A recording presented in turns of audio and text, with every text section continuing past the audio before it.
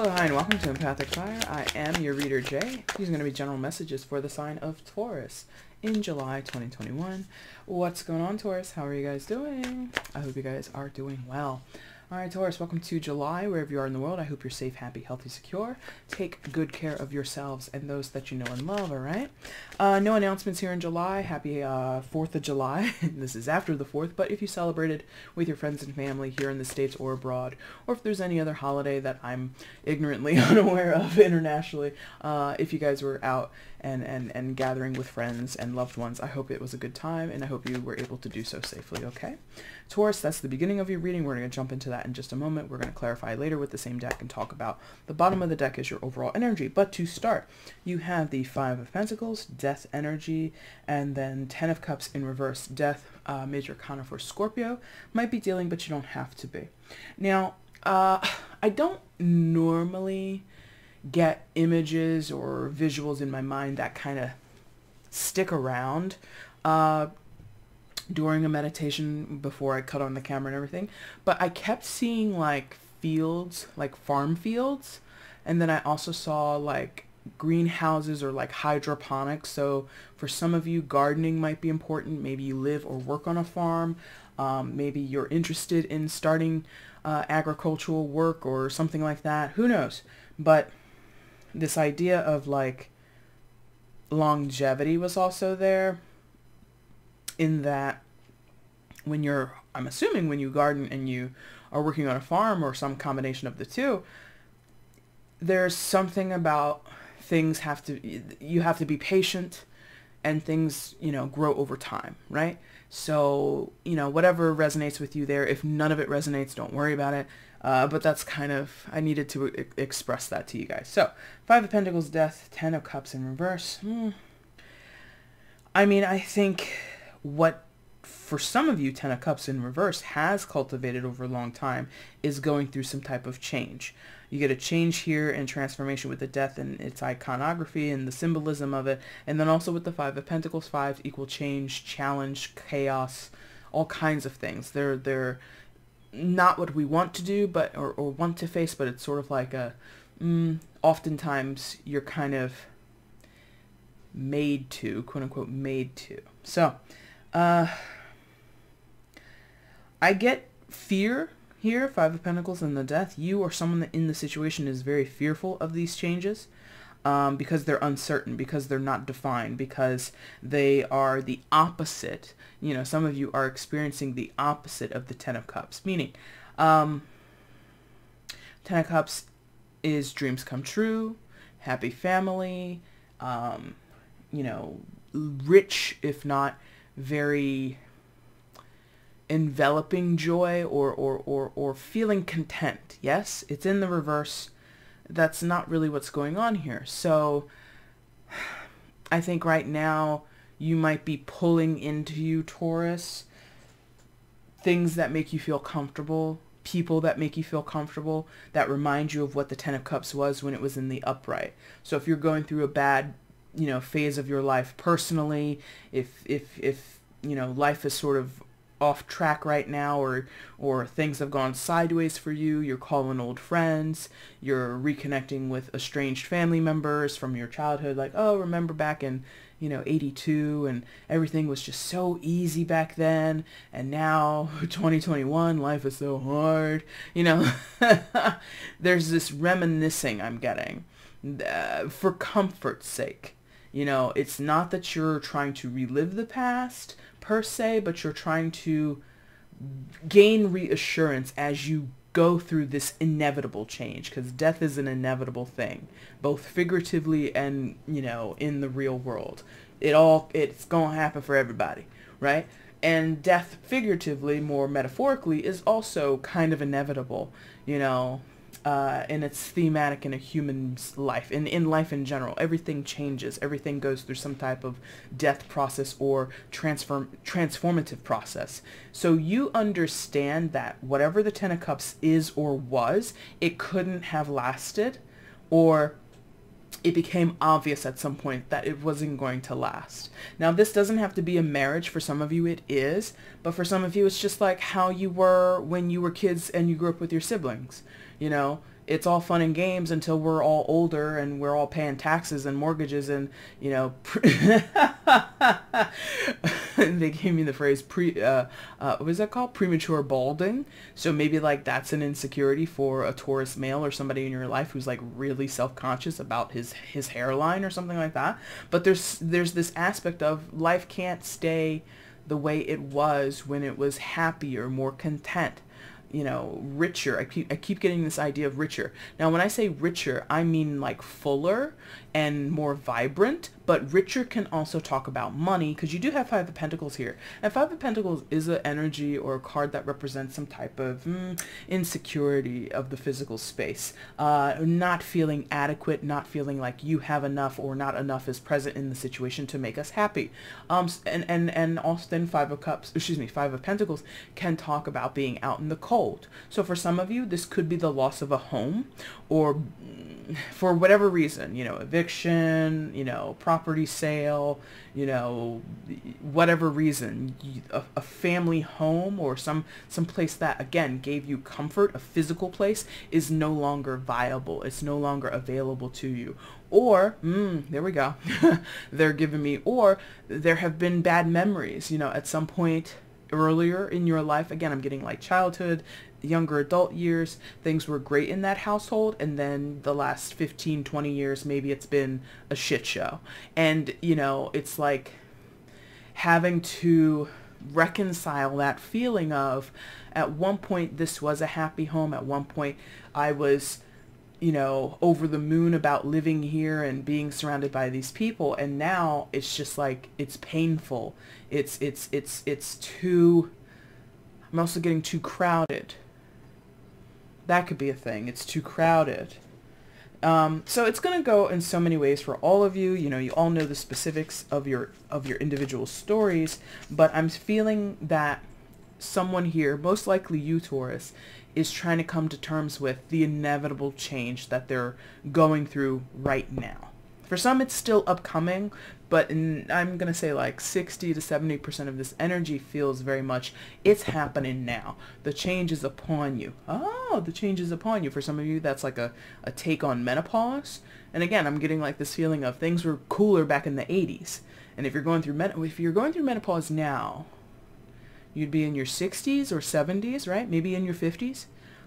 And so, yeah. 50, oh God, I'm bad at math. I'm so terrible at this. So let's say you were 50 years old now. That means you were born in 1972, right? Yes. Or 71. You would be born in 71, 72, right?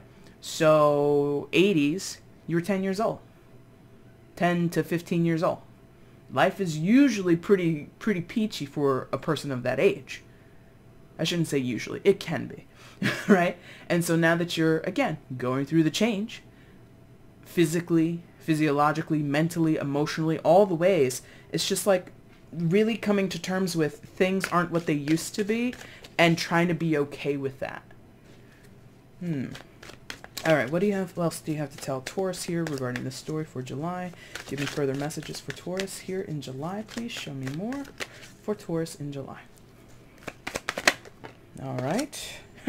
Talk about the Five of Cups and it comes out, but it's on top of another card. There, yeah, they say do that. Okay. One more, please, at least for Taurus. Just one more. Okay, bottom of the deck. Overall energy. And the Emperor. Okay, so Three of Wands, Five of Cups, and the Emperor. Emperor, Major Arcana for Aries, could be dealing, don't have to be. And I just did their reading, and I don't feel them strongly in here, but I am getting the sense of like, changes are coming and there's resistance to that change. That's like a very vague line to the Aries reading. If you feel called to go watch that reading, feel free. But anyway, excuse me. So for some, this is like about grief and loss. And we can grieve many things. It doesn't mean, you know, there's actual mortal death in the story for grief to be a part of it. But for some of you it is. Others of you, it's just loss in general and like feeling like you've missed something, missed an opportunity was grabbed from you, stolen from you. something like that. Feeling that your effort was never going to be good enough. Your desire, with the cups being an emotional lean, just because you desired something to work out wasn't enough for it to work out. 10 of Cups, dreams kind of squandered there, or dreams kind of never really coming to fruition. For some, it does deal with this Emperor character, this character of importance, this character of influence, this character, and I keep saying character. What I mean to say is this personality type. Does not have to be a man, doesn't have to be your husband or your father, but it can be. And feeling kind of possibly that things were never good enough for this person. That's why the home is upside down. The happy home is upside down, because this person could never be satisfied no matter what you tried. And you wished and you prayed. You know, the prayer pose, this person is on his knees, right? You wished and you prayed and you hoped and you focused and you manifested and you meditated and you did all the things, but it wasn't enough to kind of turn the situation around. Possibly because of someone else's or your own, it could be yours, in inflexibility. The Emperor is kind of an energy in tarot that means what they says what they mean, and is not one to switch that around just because another person says, hey Emperor, do you think we could do it this other way? Do you think you would reconsider? Do you think you feel differently about it now that you've had time to think on it? And the Emperor's like, I didn't think on shit, because I meant what I said when I said it, and I'm sticking to my original decision. So the Emperor is not a person, an entity that is compelled by external forces. It's very much, I decide what I decide, when I decide it, and how I decide it. No outside influence necessary, asked for, or regarded. Okay? So you might have had a person who, you may have staked your dreams in a person. For some of you, I gotta be honest, 3 of Wands here. You may have staked your dreams in a person. Family, loved one, business partner, what have you, yourself, which is a little bit of a deep cut if this is yourself. But watch the distillery reading that I just did as well for June, and there's some stuff in there about self-betrayal. And that could be possibly where that fits in for a few of you if this is a story about yourself. Meaning, you may have invested in yourself or another person, and it wasn't necessarily the best investment, in that it didn't turn out the way you wanted. You know, the 3 of Wands is a card of hope. It's a card of believing that what is meant for you will come to you. And maybe that's it. Maybe that's it. Think of it this way. You're at a bus stop. Bus 24 is supposed to roll up. Now, buses, they come on a schedule, and they're meant to travel the same route, right? If you're getting on bus 24, it's always going to go up on Maple. It's going to make a left on 2nd Street and turn, you know, on 15th Avenue, whatever. You know the route. You've envisioned the route. You see the route on the schedule. You know this bus route. But you get on the 10 a.m. bus thinking, all right, I'm just going to go to my destination as normal. But you don't know that that bus is destined to get into a car accident. You don't know that that bus's driver is having a bad day and is going to speed and get pulled over by the cops. You don't know that other passengers on that bus aren't going to have some kind of medical emergency which causes the bus to be delayed. So you get on the 10 a.m. bus, 3 of Wands, because that's what you know is what you want. It's what you forecasted for yourself. I want to get on the 24 and ride the route, right? But your true bus showed up at 10:08, and that bus runs the route to completion. But the bus that you got on has all these detours, all of these travesties or emergency events that delay you, that derail your idea of what you're supposed to do, right? So that's what I mean when, like, I'm alluding to this idea of like a bad investment, or like aligned with the wrong person, maybe. Now, that's a very simplistic metaphor that I used. And it's not to say that in terms of the Emperor or anybody else, because Ten of Cups is a multitude of people. It's not just one person, right? So it's not to say that at every turn, everything that you experienced with that person in that circumstance was quote unquote wrong. It's just not what you envisioned, not what you hoped and prayed for. Yes? So you have to reconcile with that. You have to reconcile with, I wanted to ride this specific route. I stood at the bus stop and I got on the bus that I knew I was supposed to get on. The bus being a relationship, a commitment, a marriage, a job, whatever. You know, that's, again, the metaphor. And you did the thing. I went to 4 years of college. I got my degree. Come out of college, I don't get a job in which I'm fulfilled. But I did what they said to do. I did what my family said to do, my culture said to do, the economist said to do. Go to a 4-year college, get a degree, maybe get a master's or a PhD on top of it, whatever. And now I'm working a job that I fucking hate, that I don't feel appreciated in, that I'm working myself to the bone, but I don't have enough money to stand on or support myself. Or I'm emotionally drained at the end of every day. You get what I mean? So it's like a promise that isn't necessarily fulfilled because, you know, for whatever reason, you were under the belief that if I do it this way, it's going to work out. It turns out it's not working out that way, okay? Knight of Wands overall energy. How did that get in the reverse? That's interesting. I don't keep my cards in the reverse. So High Priestess in the reverse. Definitely for some of you, if you've never checked out any of my distillery readings, that's fine. I highly recommend checking out the June one because the High Priestess was also a feature and there was this feeling of disconnectivity with your intuition. And I think that's why this is in the reverse here. It's showing that despite your best efforts, Taurus, many of you are disconnected from your intuitive nudges, intuitive hints and guides, and you might need to tap into that in some type of way, okay? Or tap into it differently, if not at all, just do it differently. And I apologize for the squeaking of the chair. I'm going to get some WD-40, I swear. Anyway, overall energy, Knight of Wands. So,